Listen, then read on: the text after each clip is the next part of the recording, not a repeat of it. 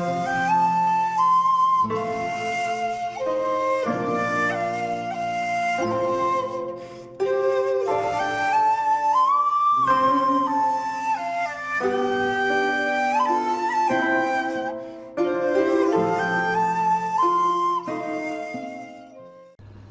there, this is Solitary Ronin from Solitary Ronin Films, and welcome to part 25 of my Claude Chabrol season.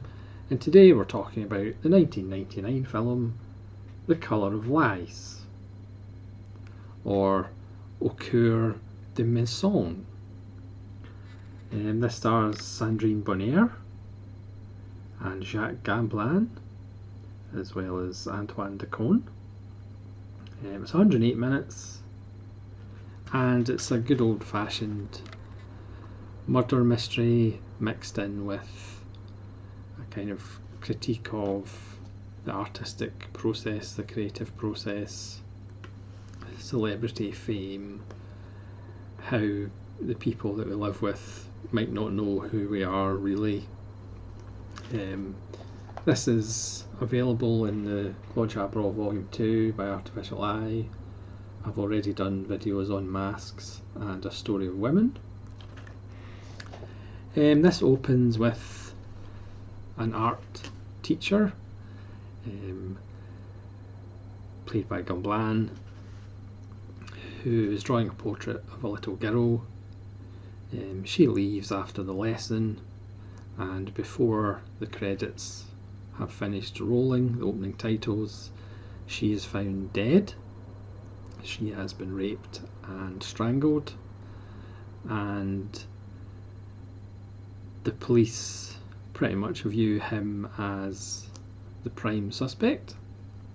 There's a new inspector in town from Paris, and she's played by Valérie Tedeschi.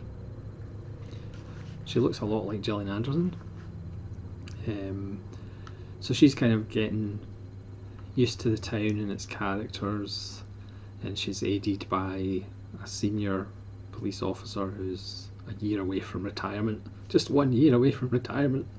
And again, this is a typical Chabrol setup in the sense it's a small town, a small kind of seaside town that is very incestuous as far as in everybody else's business.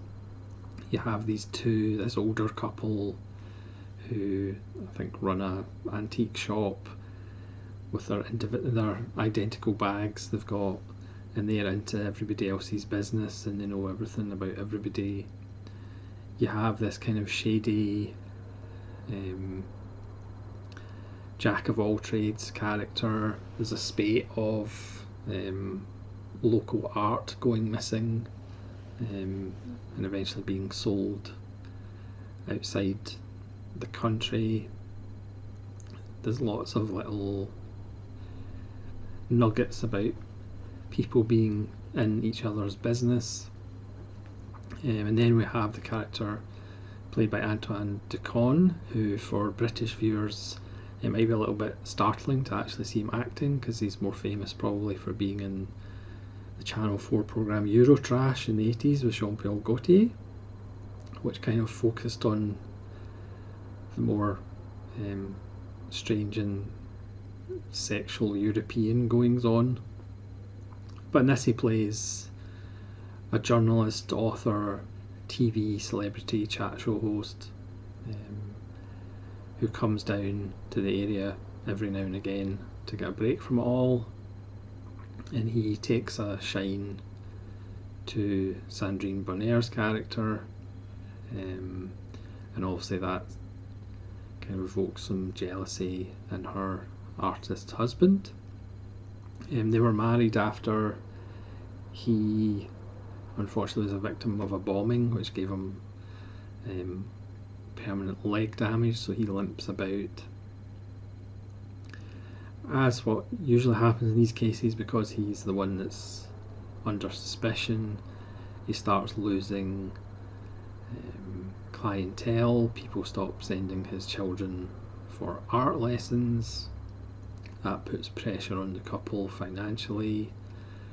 She's feeling trapped, so she spends more time with Decon,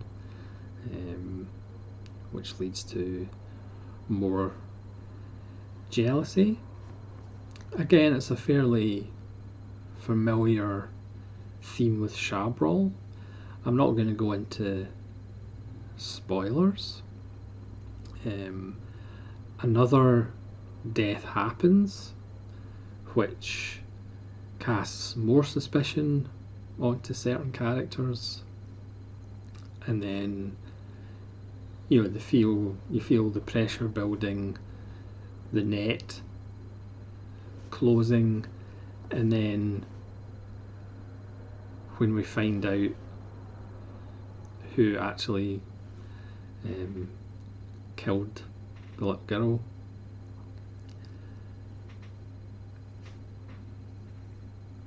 it's perhaps not what we think. That's about as far as I'll go into it.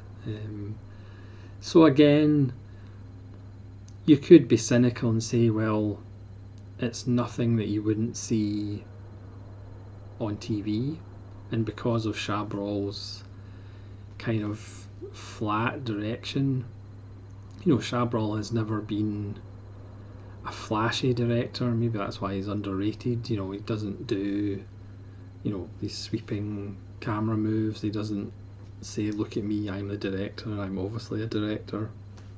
He'll just do that trademark, just slow movements into characters. He doesn't do jump cuts, he doesn't do very showy stuff. This is a very under-coloured film. It doesn't have a lot of music. The music again is done by his son. It's a very muted film. Again with Chabrol, if you're used to Chabrol or you're used to this series, again I'm going to call it a slow burn. It's a little overlong. It's perhaps not as enjoyable and wonderful as the last two films of the series, Rien va ne plus and La Cérémonie, which were both really good. But again, this one is solid. Yes, it's overlong, but it's well acted. Bonnaire is really good in it. It's a much more open performance by her compared with La Cérémonie, which she was obviously playing a much more guarded and kind of closed character. Whereas this one, she's a lot more open. She smiles a lot more in this one than she did in La Cérémonie. Again, Tedeschi, who plays the inspector, she really gives a good turn. There's a lot of really nice little barbed dialogue about, again, the nature of lies and truth, and the fact that you don't really know people really, what's going on inside them. And again, there's a nice bit about art. The art, the husband painter is painting a landscape down by the sea, and the light goes and he just goes, oh, that's it, ruined. So he goes away from landscapes and goes back to portraits, because when he was caught in the bomb accident, not the bomb accident, but when he was caught in the bomb, he stopped doing portraits because he was sick of people, for obvious reasons. So he went and did landscapes, and then at some point during the film he's sick of doing landscapes, so he goes back to doing portraits, and he does a painting that is quite stunning to look at, which again throws shade on his wife's perhaps relationship with Antoine Decon. So I would say it's a really enjoyable, watchable Chabrol. It's perhaps not him at the top of his game. Again, it's not as good as the last two in the series, but it's still a lot of fun, and well worth seeing. So thanks very much for watching. Please let me know if you've seen The Colour of Lies. It does kind of remind me a little bit of Le Boucher, just because it's set in the countryside. There's a child who dies in it, but it's just a bit kind of amazing when you consider it was almost 30 years between the two films. You can't forget Chabrol had a long career, well, about 50 years. So the Le Boucher, which is far the superior film, Le Boucher is a masterpiece, from 1970, and this is 1999. So it's hardly surprising that he perhaps is going over familiar ground or previous walked ground, because like all filmmakers, they have certain themes that run through their work, and small towns and the kind of incestuous nature of small towns and gossip and secrets has always been a mainstay of kind of Chabrol's work, identity, that kind of thing. Yeah, so thanks very much for watching part 25 of Chabrol, and I'll be back soon with part 26, which I believe we're back in Hooper territory. So this is Solitary Ronin from Solitary Ronin Films saying farewell.